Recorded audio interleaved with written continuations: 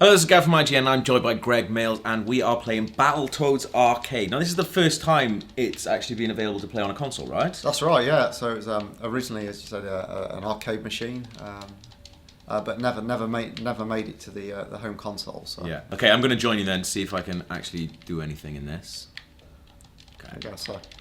So yeah, so the basic premise of Battletoads Arcade was to take what was really nice about the NES original and really go to town on it, Yeah. like turn the dial up beyond 10. Like we didn't have to worry about the age rating. It was an arcade game, so we could make it more violent, kind of more gory, kind of push the humour more further.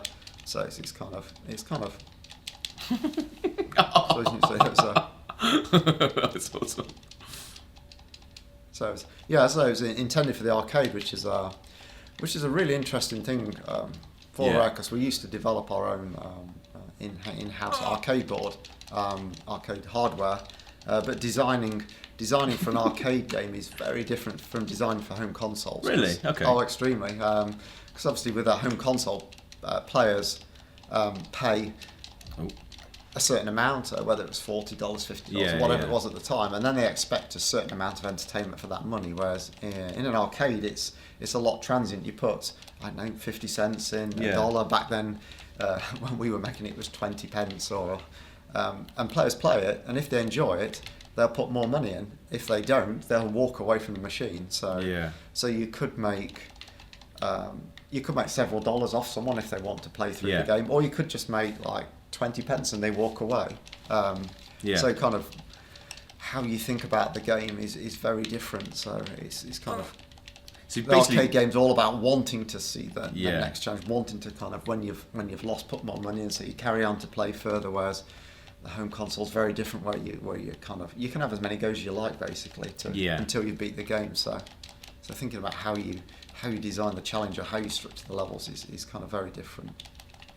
So what would work well in the kind of home console versions not necessarily would work in arcade and vice versa. But certainly for me, it was a very interesting design challenge. And at the time, you've just got to make it like super interesting on screen all the time. Oh, that's definitely. You've got a basic constant entertainment. Obviously, having two Toads on there, and in the arcade version there was three. Yes. Obviously, multiple players playing a game always makes it more fun. So that kind of counted in our favour. I love it when you kick them up the arse and it boots them right at the screen. There's quite a lot of blood in there coming out of those rats. There is. It's quite violent. I mean, there was quite lots of rats, and they kind of got harmed in the making of this game. Right, here we go. So here comes General Slaughter, if I remember his name right. So he's kind of a bull, and he's kind of.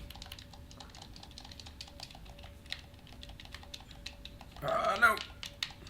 So therefore, got like our version of a hint system on the background there, saying double tap to run. So kind of allows you to kind of do the bigger move. So if you kind of double tap and run, and then nice.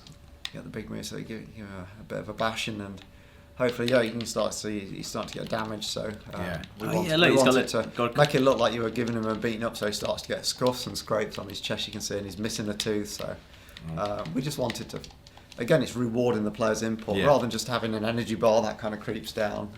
We wanted it to make it very visual, so it felt like you're giving this guy a good kick. Yeah. So he comes back. Look, now he's really looking worse for wear. He's actually beating him around.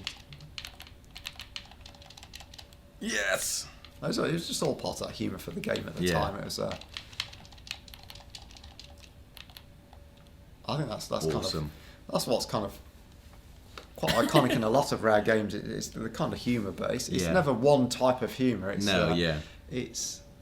there's kind of many different types, and it's usually just reflective of the people working on the game. It tends to be their humour or what's popular in media at the time. It's like we take our cues from what's funny. So maybe some of this stuff, it was funny back when it was made. It's probably the humour's not quite as funny as it used to be. There's certain things that's always going to be funny, like kicking rats up the arse is always going to be entertaining. But that's never not going to be funny now. So it's a Christmas level. Second level, yep. So is our take on a Christmas level. There's something just so satisfying about beating stuff up constantly. I think it's also the stuff you beat up, like you've seen Rudolph. There was a snowman. If I remember rightly, you get to the end of the level, and I think you beat Santa up. Yes. So it's a kind of odd version of a. Oh, that was me, not you. So let's jump. There we go. I'll give it him. Boom. Come on, Santa can't be too far away now. Nice. Here we go. I'm gonna get that gun. Here we go. We both got guns. Oh no, I've lost my gun. It was quite a fun game to design. This was. It was one of the first games I actually designed out Rare. It was So I went from. I think I worked on a Game Boy game, and then I worked on this. So it was like a real transition to you're working on something really small, and then working on an arcade board. So it's mad. It was just fun, and at the time we just. It was definitely a good way to learn about design, working on so many different platforms and hopping around. And it's like, well, you have to learn how to do it because it's literally going to be your job. That's right, yeah. And it was at the time it was learning on the job. Kind of having a role as a dedicated designer, kind of back then was kind of, it wasn't a common thing. It was, so it's just the almost the infancy of teams getting bigger than one or two people, and then kind of roles specialising. And before then, it'd be even on this game. Some of the sound effects, I did some of them. The engineer did some of them. With your mouth? No, not with my mouth. One of the engineers was pretty much all the voices. Chris Hilden was all the voices of most of the Toads. But people could specialise more than or generalise more than they can now. Where if you needed a graphic, if you had a reasonable amount of drawing ability, you could just draw your own graphics and put it in the game. Whereas now you have to. The level of quality has gone up so much that if I was to draw graphics for games, I don't think people would be that impressed. Nice. Oh, come on, we must be nearly Santa. It's really close now. I like how it's just teasing you, going, not much further, really close. Let's get rid of these poxy little helpers. Nice. Sure how do you do that? I say not how much money I would have spent by now. Probably about $10 already. I'm so rubbish. Exit. Oh, here we come. Oh no, he's not. No, we've got Rudolph to deal with first. Get rid of him.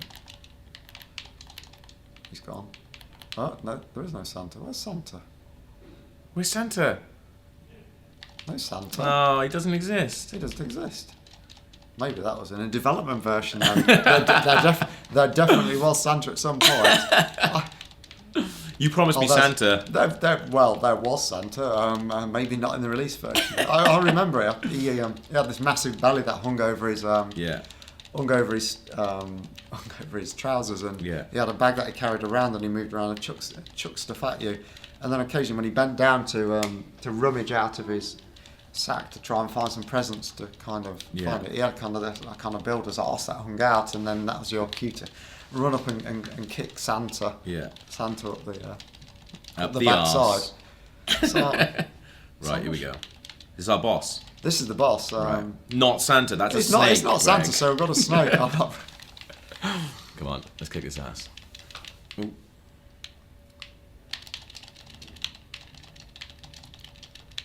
Yes, I remember the snake. At the time, the snake felt quite dynamic and terrifying. That the thing came out the screen at you and tried to bite you. And, but it looks like we're inside someone's rib cage. It does, doesn't it? It's. Okay. I'm still wondering where Santa is, to be honest.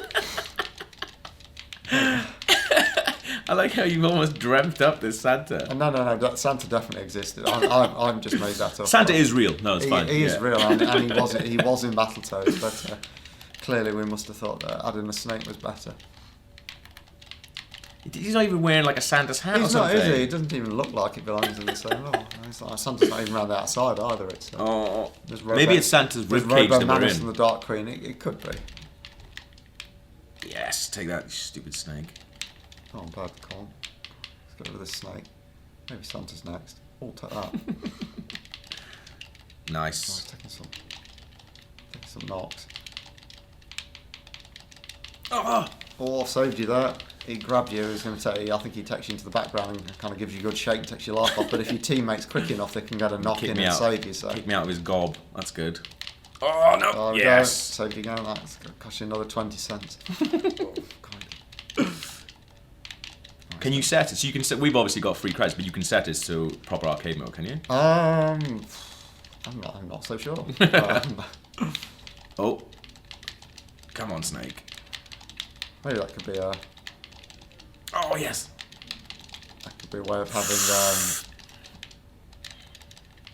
It's a retro version of microtransactions where you actually put 20 cents in at a time. Yeah, you probably don't want to do that. Yes! No. Oh, he's gone.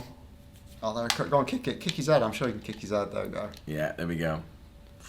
Well, that was just a little bit of Battletoads Arcade, which is one of the games that's available on the Rare Replay. Minus Santa. Minus Santa.